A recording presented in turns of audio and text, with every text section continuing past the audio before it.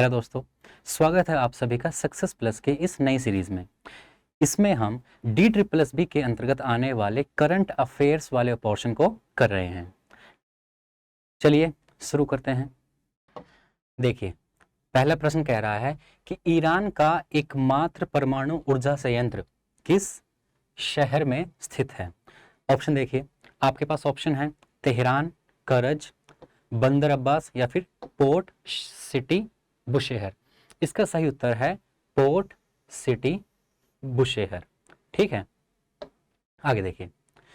सबसे पहली तो बात यह कि इसको आपातकालीन स्थिति के कारण बंद कर दिया गया है और यह संयंत्र 2011 में शुरू हुआ था रूस की सहायता से। इस बात का अब एक महत्वपूर्ण बात यह जरूर याद रखना कि इसका नाम क्या था। इसका नाम था बुशेहर न्यूक्लियर पावर प्लांट। ठीक है, तो जो पावर प्लांट ईरान ने बंद कर दिया है हाल ही में, उसका नाम था बुशेहर न्यूक्लियर पावर प्लांट। आगे देखते हैं। अगला क्वेश्चन है, ग्रेट बैरियर रीफ किस देश में स्थित है। ग्रेट बैरियर रीफ, ये मुझे लगता है आप सभी को लगभग पता होगा।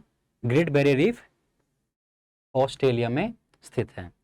एक बार इसका फोटो देख लीजिए। ग्रेट बैरियर रीफ ऑस्ट्रेलिया के ये उत्तर पूर्वी भाग पर स्थित है। ठीक है भाई, उत्तर पूर्वी भाग पर। तो अगर आपसे प्रश्न ये आए कि ग्रेट बैरियर रीफ ऑस्ट्रेलिया के किस ओर स्थित है, तो इसका आंसर हुआ उत्तर पूर्वी भाग।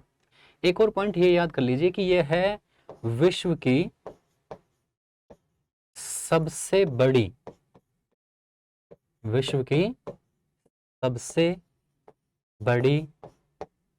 कोरल रीफ है।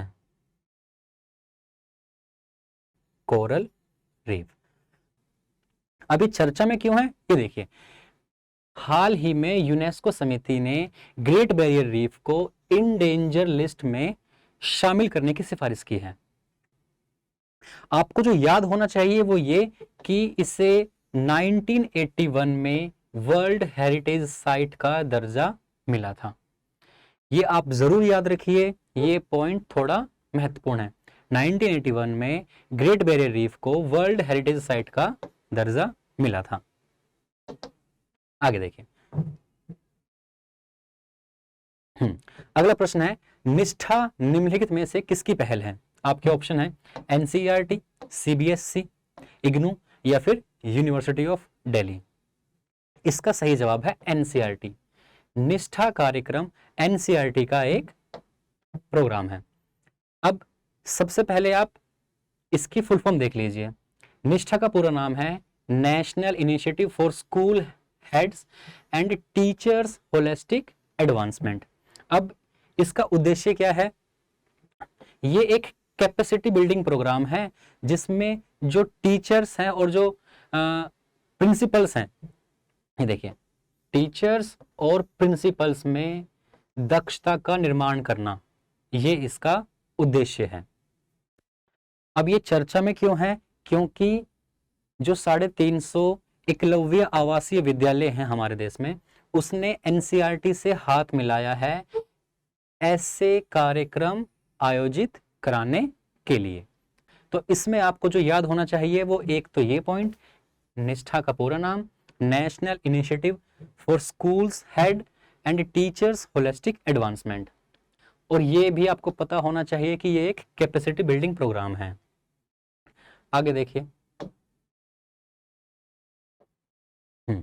अगला प्रश्न है कि हाल ही में प्रधानमंत्री स्टीफन लोफवेन अविश्वास प्रस्ताव हार गए हैं, यह किस देश के प्रधानमंत्री हैं। देखिए, सबसे पहले तो आपको अविश्वास प्रस्ताव के बारे में पता होना चाहिए कि अविश्वास प्रस्ताव किसे कहते हैं। देखिए, इसका अर्थ यह है कि लोकसभा में जब विपक्षी पार्टी को ऐसा लगता है कि सरकार सदन में अपना बहुमत खो चुकी है, तो वो अविश्वास प्रस्ताव लाती है, और अगर यह प्रस्ताव पास हो जाता है तो प्रधानमंत्री सहित पूरी की पूरी मंत्रिपरिषद को इस्तीफा देना होता है। ऐसा ही कुछ हुआ है स्वीडन में।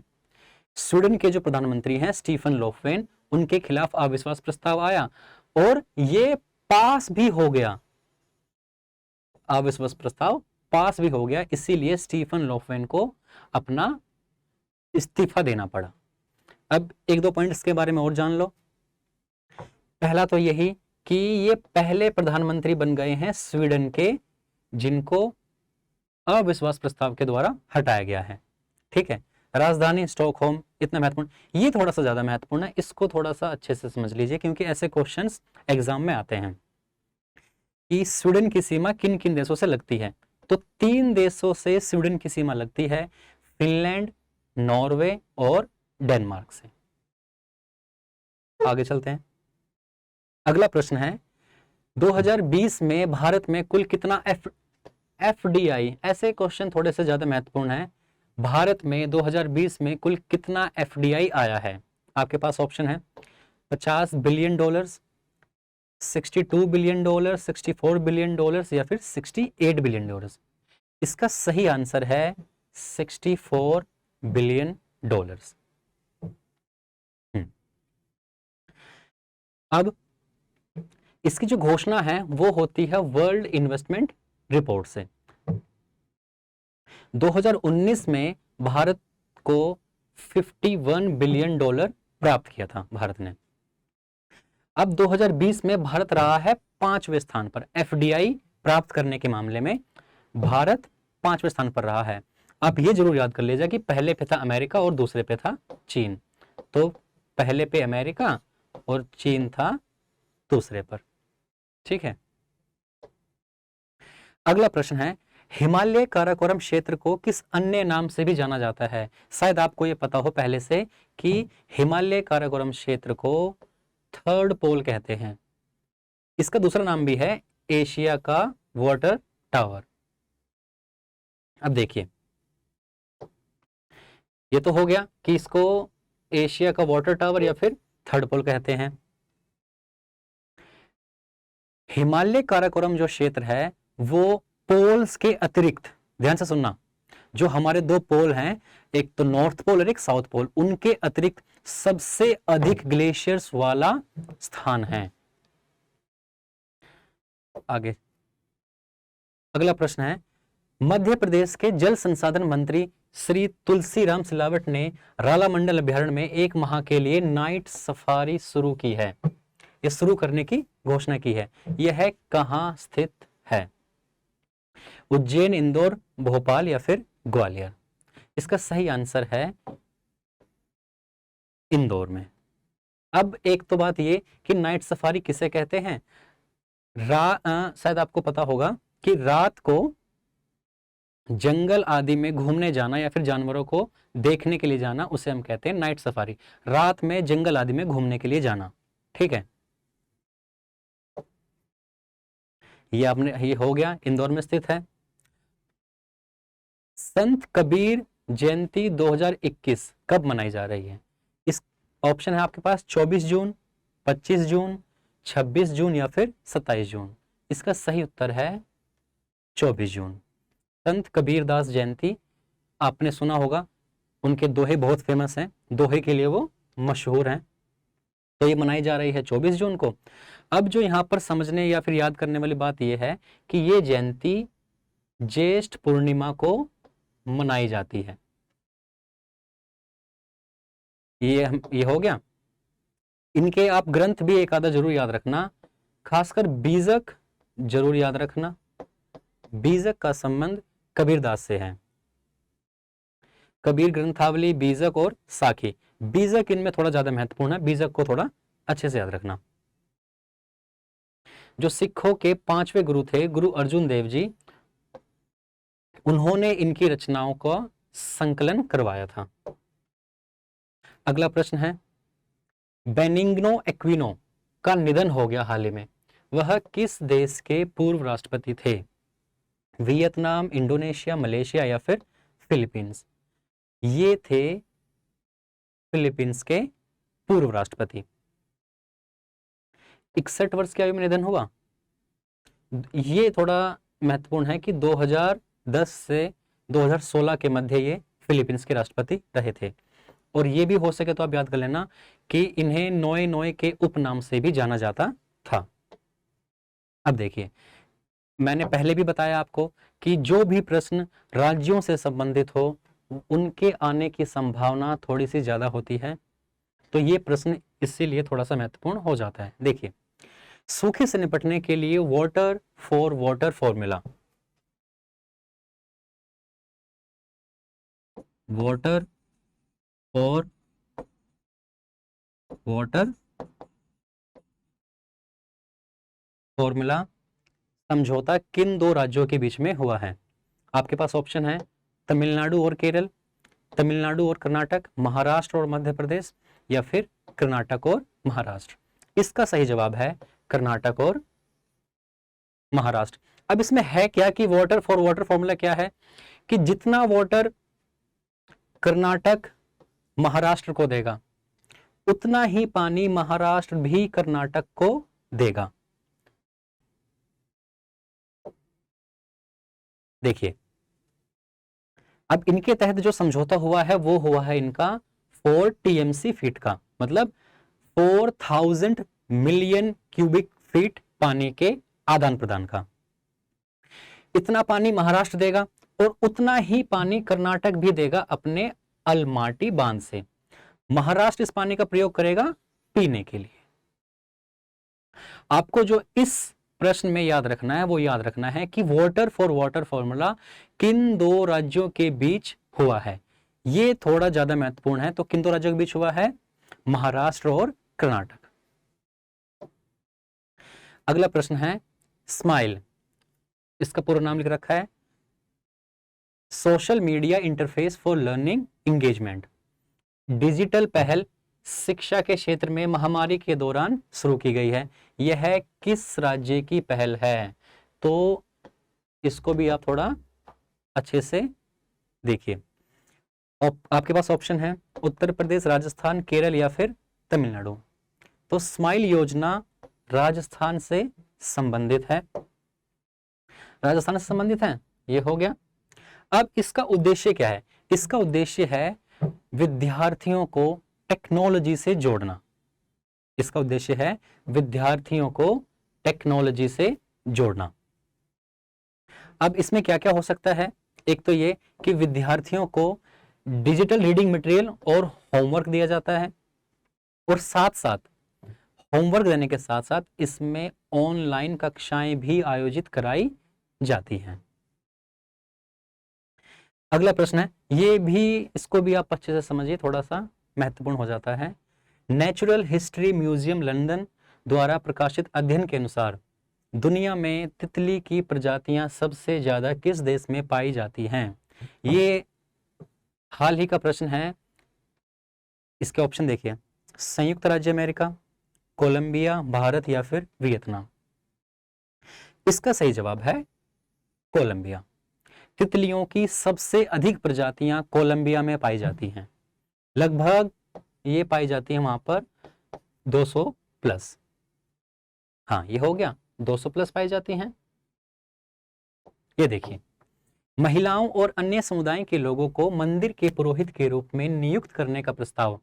अभी तक आपने देखा होगा कि मंदिरों में सिर्फ मेल ही पुजारी के रूप में नियुक्त होते थे, लेकिन अभी भारत के किसी एक राज्य ने ऐसा प्रस्ताव रखा है कि महिलाओं के साथ साथ अन्य समुदाय के लोगों को भी मंदिर के पुरोहित के रूप में नियुक्त किया जाना चाहिए। लेकिन एक बार और याद रखना कि ये सिर्फ अभी प्रस्ताव है, ऐसा हुआ नहीं है, ठीक है। तो ऐसा प्रस्ताव भी रखना अपने आप में एक अच्छी शुरुआत है। तो केरल, तमिलनाडु, आंध्र प्रदेश या फिर उत्तराखंड। देखिए भाई, इसका सही जवाब है तमिलनाडु। उत्तर भारतीय राज्य ऐसा करे, ये थोड़ा असंभव सा लगता है। तो ये आपका हो गया कि अब ये ऐसा क्यों किया जा रहा है? ये किया जा रहा है मंदिर प्रशासन में पारदर्शिता लाने के लिए, एक पारदर्शिता लाने के लिए, और दूसरा ताकि इसमें सूचना प्रौद्योगिकी का सहारा लिया जा सके। और एक जो सामाजिक बात वो ये है कि ताकि सभी को पुरोहित के रूप में समान अवसर प्राप्त हो सके। आगे देखिए, ये प्रश्न भी थोड़ा महत्वपूर्ण है आपके लिए। भारत के उस राज्य का नाम बताइए जहां मगरमच्छ की तीनों प्रजातियां पाई जाती हैं। अब तीनों प्रजातियां कौन कौन सी हैं, पहले तो ये आपको पता होना चाहिए।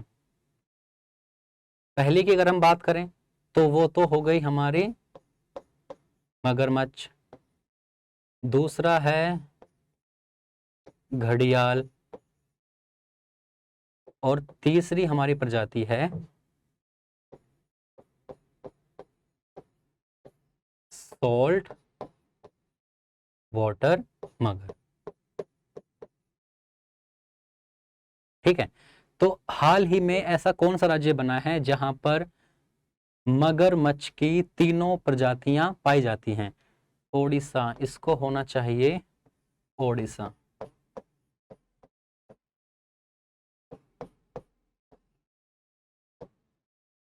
ओडिशा, केरल, छत्तीसगढ़ या फिर आंध्र प्रदेश? इसका सही जवाब भी यही है, ओडिशा। ओडिशा में मगरमच्छ की तीनों प्रजातियां पाई जाती हैं। मैंने बताया अभी आपके पास तीन प्रजातियां कौन कौन सी हैं, एक तो मगरमच्छ, और दूसरा सॉल्ट वाटर क्रोकोडाइल, और तीसरा घड़ियाल। ये तीन प्रजातियां हैं मगरमच्छ की। अब इसमें एक महत्वपूर्ण बात आपके पास यह है कि घड़ियाल जो है वो है IUCN की क्रिटिकली एंडेंजर्ड लिस्ट में। घड़ियाल को अंग्रेजी में हम कहते हैं एलिगेटर्स।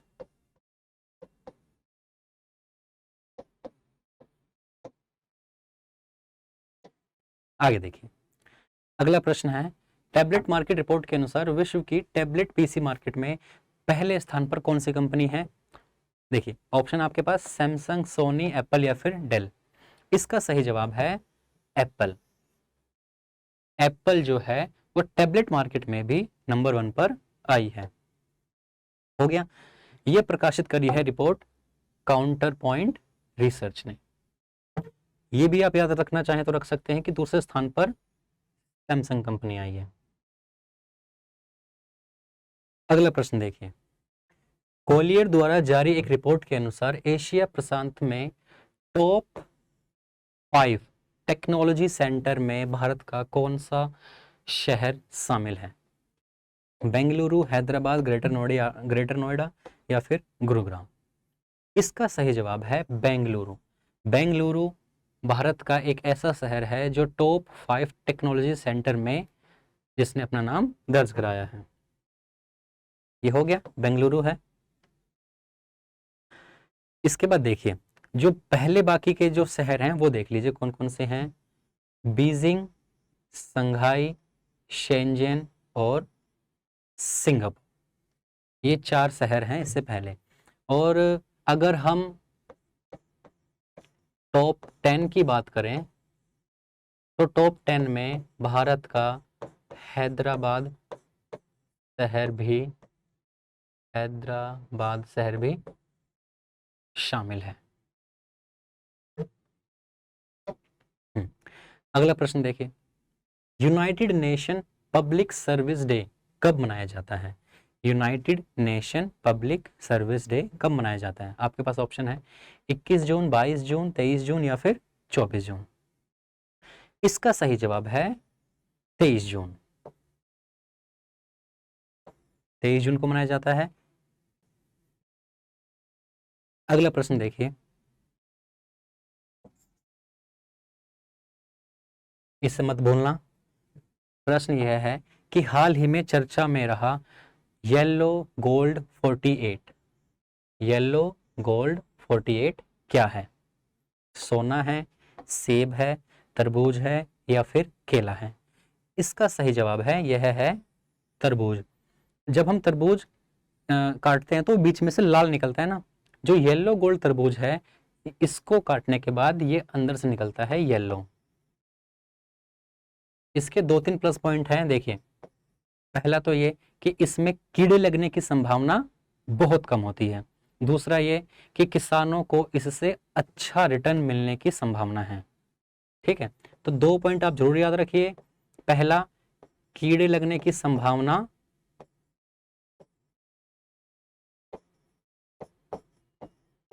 ना के बराबर है, ठीक है भाई। और दूसरा, इससे किसानों को अच्छा रिटर्न मिलने की संभावना है। देखिए कुछ ऐसा दिखेगा, येलो गोल्ड 48, देखो काटने के बाद भी अंदर से येलो दिख रहा है। ये हम डिस्कस कर चुके हैं कि कीड़े लगने या बीमारी होने की संभावना इसमें बहुत कम होंगी, किसानों को बेहतर रिटर्न मिलेगा। अब एक बात जो आप इसमें याद रख सकते हैं वो ये कि किस कंपनी ने इसको भारत में लॉन्च किया है। तो जर्मन एग्रो केमिकल कंपनी ने इसको भारत में सेमिनिस ब्रांड के तहत लॉन्च किया है। अगला प्रश्न है, स्वामित्व योजना का नोडल मंत्रालय कौन सा है? स्वामित्व योजना का नोडल मंत्रालय कौन सा है? आपके पास ऑप्शन है, गृह मंत्रालय, पंचायती राज मंत्रालय, पर्यावरण वन एवं जलवायु परिवर्तन मंत्रालय, और चौथा है जनजातीय विकास मंत्रालय। इसका सही जवाब है पंचायती राज मंत्रालय। देखिए सबसे पहले इसका पूरा नाम देख लीजिए, स्वामित्व का पूरा नाम क्या है? Survey of villages and mapping with improvised technology in village areas. अब यह है एक केंद्रीय क्षेत्र। अब देखो भाई, सेंटर सेक्टर स्कीम, स्कीम्स जो हैं वो दो प्रकार की होती हैं। देखिए थोड़ा सा इसको यहीं समझ लेते हैं। एक तो होती हैं सेंटर सेक्टर स्कीम्स और दूसरा होती हैं सेंट्रली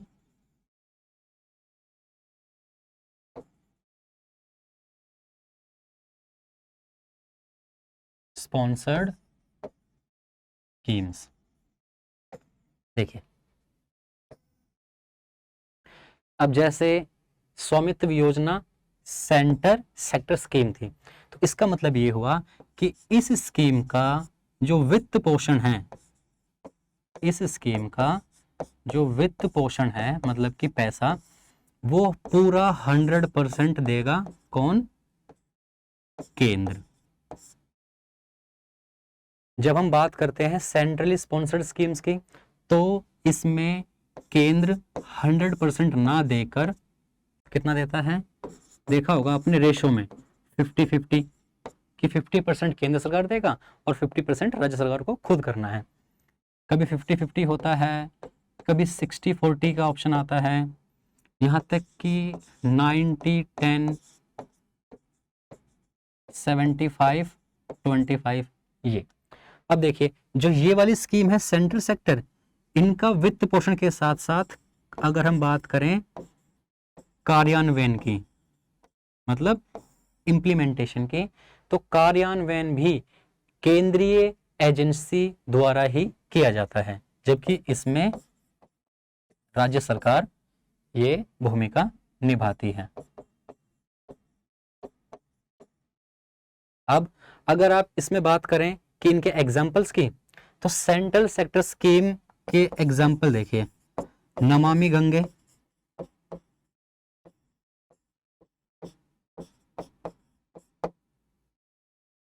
जब हम यहां देखते हैं तो प्रधानमंत्री ग्राम सड़क योजना आपने सुना होगा। इसके अलावा मनरेगा और प्रधानमंत्री पीएम आवास योजना। अभी एक तो नमामि गंगे हो गया और एक यही हम ले लेते हैं स्वामित्व योजना।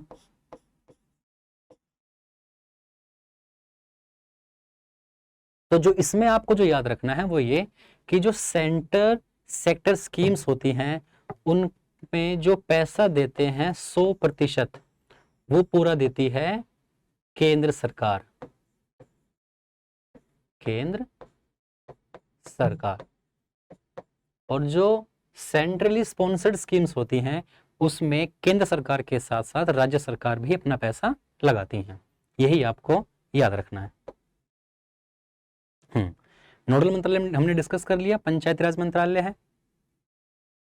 और इसका पूरा नाम भी देख लिया, survey of villages and mapping with improvised technology in village areas. आगे देखिए, अगला प्रश्न है टॉय कैथोन 2021 के आयोजन में निम्नलिखित में से कौन सा मंत्रालय शामिल नहीं है। तो जब लिखा है कि कौन सा मंत्रालय शामिल नहीं है, इसका मतलब ये हुआ कि इसमें एक से अधिक मंत्रालय शामिल है। तो भाई देखिए, जो शिक्षा मंत्रालय है भारत का, वो 5 अन्य मंत्रालयों के साथ मिलकर टॉय कैथोन 2021 का आयोजन कर रहा है। तो इन 5 मंत्रालयों में कौन कौन से मंत्रालय नहीं हैं?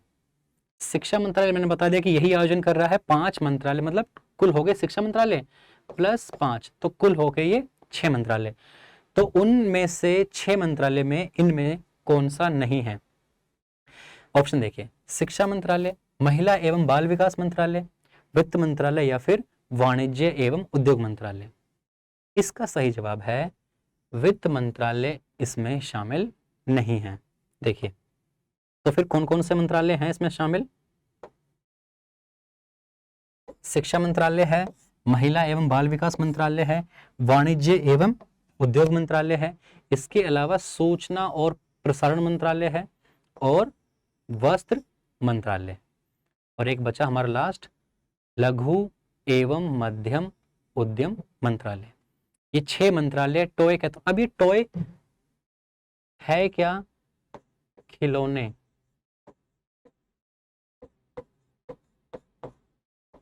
तो खिलौने से संबंधित है। अब ये देखिए है क्या, इसमें स्थानीय सामग्रियों का इस्तेमाल करके नए खिलौने बनाए जाएंगे जो कि सस्ते होंगे, सुरक्षित होंगे और सबसे जरूरी पर्यावरण के अनुकूल होंगे। अब इससे क्या होगा, एक तो इसमें स्थानीय सामग्री का यूज हो रहा है, ऊपर से ये सस्ते, सुरक्षित और पर्यावरण के अनुकूल होंगे। तो भारत का जो खिलौना उद्योग है इससे उसको बढ़ावा मिलेगा। आगे देखते हैं, हाल ही में ये उपन्यास थोड़ा बहुत चर्चा में था, द स्टार्टअप वाइफ। जो भी उपन्यास अधिक चर्चा में रहेंगे उनको आप जरूर पढ़ के जाना। तो प्रश्न यही है कि चर्चा में रहा उपन्यास द स्टार्टअप वाइफ के लेखक या फिर लेखिका कौन है? ऑप्शन देखिए, तस्लीमा नरसीन, तहमीमा अनम, अमीश त्रिपाठी या फिर चेतन भगत। तो द स्टार्टअप वाइफ के लेखक या लेखिका हैं तहमीमा अनम। ब्रिटिश बांग्लादेशी लेखिका है। ये जो कहानी है ये एक कंप्यूटर कोडर आशा राय की कहानी है। अगला प्रश्न है, चर्चा में रहा थट्टेकड़ पक्षी अभ्यारण्य किस राज्य में है? आंध्र प्रदेश, तमिलनाडु, केरल या फिर असम। इसका सही जवाब है केरल। अब ये चर्चा में क्यों रहा है? क्योंकि थट्टेकड़ पक्षी अभ्यारण्य के पास से ही मेंढक की एक नई प्रजाति खोजी गई है। ठीक है, अब इसी के सम्मान में कि केरल में खोजी गई है, तो इसका जो नाम रखा गया है वो रखा गया है यूकेलिप्टिस केरल। देखिए, इसका जो नाम रखा गया है वो रखा गया है यूकेलिप्टिस केरल। और एक ये भी आप याद रख सकते हैं, यह है पक्षी अभ्यारण्य केरल का पहला पक्षी अभ्यारण्य है। ये हम डिस्कस कर चुके हैं कि मेंढक की एक प्रजाति खोजी गई है, इसलिए ये चर्चा में है। अगला प्रश्न है, संयुक्त राष्ट्र पर्यावरण कार्यक्रम ने निम्नलिखित में से किसके साथ मिलकर लो कार्बन डॉट अर्थ पहल शुरू करने की घोषणा की है? आपके पास ऑप्शन है, नीति आयोग, मैसिव अर्थ फाउंडेशन, पृथ्वी विज्ञान मंत्रालय या फिर पीरामल फाउंडेशन। इसका सही जवाब है मैसिव अर्थ फाउंडेशन। संयुक्त राष्ट्र पर्यावरण कार्यक्रम ने मैसिव अर्थ फाउंडेशन के साथ मिलकर लो कार्बन डॉट अर्थ पहल शुरू की है। अब इस पहल का जो उद्देश्य है वो है किसी भी तरह कार्बन को मिनिमम करना। देखिए इसमें क्या है, low carbon agriculture, low carbon packaging, low carbon building आदि को बढ़ावा देना। इन सब से होगा क्या, कार्बन कम से कम होगी। अगला प्रश्न है, श्यामा प्रसाद मुखर्जी देश के पहले कौन से मंत्री थे? उद्योग मंत्री थे, शिक्षा मंत्री थे, गृह मंत्री थे या फिर वित्त मंत्री थे? श्यामा प्रसाद मुखर्जी देश के पहले उद्योग मंत्री थे। उद्योग मंत्री थे और इन्होंने आरएसएस की सहायता से भारतीय जनसंघ की स्थापना की थी। यह पॉइंट आपको पता होना चाहिए। अगला प्रश्न है, लॉरेल हबर्ड ओलंपिक में भाग लेने वाली पहली ट्रांसजेंडर बन गई हैं, वह किस देश की खिलाड़ी हैं? अब जब भी कुछ विश्व में पहली बार होता है वो आपके एग्जाम के लिए बहुत महत्वपूर्ण हो जाता है। तो ये अभी तक ओलंपिक में भाग लेने वाली पहली ट्रांसजेंडर हैं। तो इनका आपको नाम, ये किस खेल से संबंधित हैं और किस देश के खिलाड़ी हैं, ये तीनों बातें आपको जरूर पता होना चाहिए। तो लॉरेल हबर्ड है न्यूजीलैंड के खिलाड़ी और वेट लिफ्टर हैं।